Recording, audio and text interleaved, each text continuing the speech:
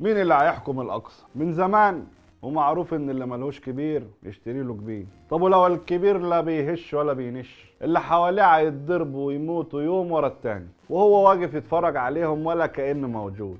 طب اتحرك؟ لا. طب امشي ونجيب غيرك؟ لا.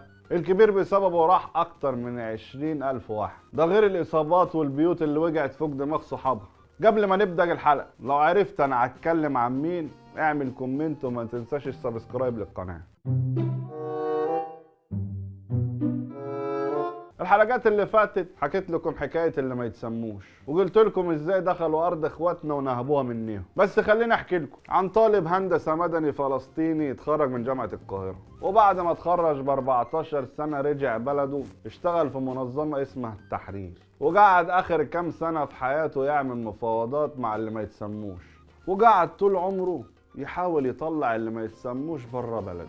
وفي سنة 94 وبسبب اللي عمله اخد جايزة نوبل للسلام. بس للأسف الحلو ما يكملش، عشان اللي ما يتسموش دخلوا في عند معاه وبقوا محاصرينه في بيته اللي ما كانش عارف يخرج منه لحد سنة 2004 لما التعب زاد عليه واتنقل مستشفى في فرنسا، وهناك اكتشفوا انه في مرحلة متأخرة من تليف الكبد والعياذ بالله ربنا يعافينا، عشان يقعد الرئيس الفلسطيني ياسر عرفات كام يوم في المستشفى ويموت. طب هتقول لي حاج علي انت هتكلمني في حاجات عدى عليها 20 سنة واحنا نتكلم في ضرب وناس هتموت اليومين دول؟ هقول لك لو تصبر عليا شوية هتفهم كل حاجة. بعد ما ياسر عرفات مات واتعمل له جنازة كبيرة، جه واحد مؤقت اسمه روحي فتوح، وبعد فترة قليلة جه الرئيس الفلسطيني محمود عباس اللي كان في منظمة التحرير وقيادي في حركة فتح، وخليك عارف ان المفروض مدته خلصانة من 2009، بس هو لسه في مكانه لحد دلوقتي وبيقول بكرة نعمل انتخابات.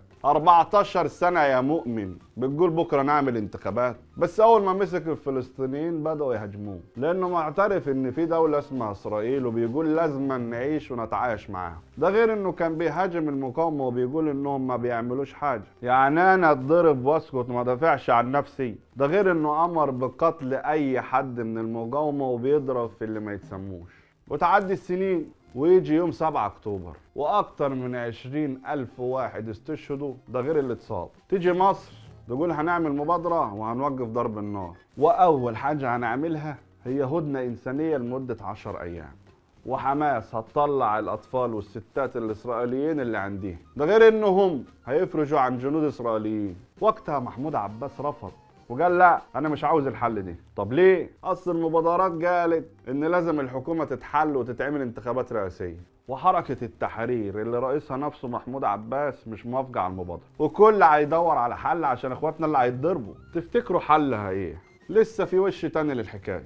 بس خليني اقول لكم على حقيقة مغلوطة بنقع فيها بخصوص المسجد الاقصى. لما بتيجي تجوجل على صورة المسجد الاقصى هيطلع لك قبة الصخرة متلونة ومتبيضة واخر حلاوة، واساسا مش هو ده المسجد الاقصى يا ابو عمو. ايوه اضحك، ايوه اتضحك عليك فتره كده. هتقول لي ازاي؟ ده انا بسال جوجل بيجيب لي اي حاجه، بس اي حاجه فيها لبش من النوع ده بالذات فاهمين طبعا. دول كاتبين ان 6 اكتوبر خلصت بنصرهم هم. شفت رفض للواقع اكتر من كده؟ لو دخلت تكتب صور القدس هيطلع لك صوره قبه الصخره ومكتوب بالبنط العريض عاصمه اللي ما يتسموش. طب ليه اليهود عايزين المسجد الاقصى وعينهم على ايه جوه ملففهم حوالين بعضهم كده؟ سيدنا سليمان بعد وفاته اختلف ولاده على ملكه وبقى في انقسام لمملكتين، مملكه على اسم اللي ما يتسموش في الشمال وعاصمتها نابلس، والتانيه كان اسمها يهوذا وعاصمتها القدس، ومملكه الشمال اتدمرت واتفضل اللي في الجنوب بعدها بحوالي 150 سنه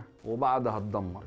خلينا مع يهوذا شوي واكلمك على ما يسمى بالهيكل او هيكل سليمان اللي بناه سيدنا سليمان عليه السلام كأول معبد ليهم على جولهم وما كملش. وده بقى الطار القديم، الحلم اللي عينهم عليه ومش مصدقين انه ما بقالوش وجود، لانهم بيقولوا انه كان مبني مكان قبة الصخر او في المحيط اللي حواليه، وان مكان المعبد داخل الحرم القدسي واللي ممنوع يدخلوه. الهيكل ده تاريخيا اتدمر مرتين، مع العلم ان مفيش اثبات على المرة التانية، وبكده ما بقاش فاضل غير الحائط الغربي والحائط المبكى اللي بيعتقدوا ان الجزء المتبقي من الهيكل، وبيصوموا يوم 9 أغسطس عشان يفتكروا ويزعلوا على يوم هدم الهيكل، وهم عايزين يرجعوا مملكة الجنوب من تاني. ويبقى لما تسأل مين بيحكم الأقصى تفتكر مين يا ابو عمو؟ تفتكر مين بيدعم الكلام اللي قلته لك؟ بيديهم كل اللي يحتاجوه ولا كأنه ابوهم، وبيدعمهم. ده الوحيد اللي كان ضد قرار عالمي بوقف اللي بيحصل مع اخواتنا، وكأنه بيقول لهم انا عملتها مع الهنود الحمر ومستنيكوا تحصلونا. هو الراعي الرسمي لتكملة اللي هيحصل دلجيتي. وكده ابقى قلت لك اللي فيها، وانت عليك الدعاء يمكن تيجي ناحية تاخدهم ونصحى على فيديو فرح القلب. واديني خلصت الكلمتين. الله يكون في عون اخواتنا. قفل اوقات.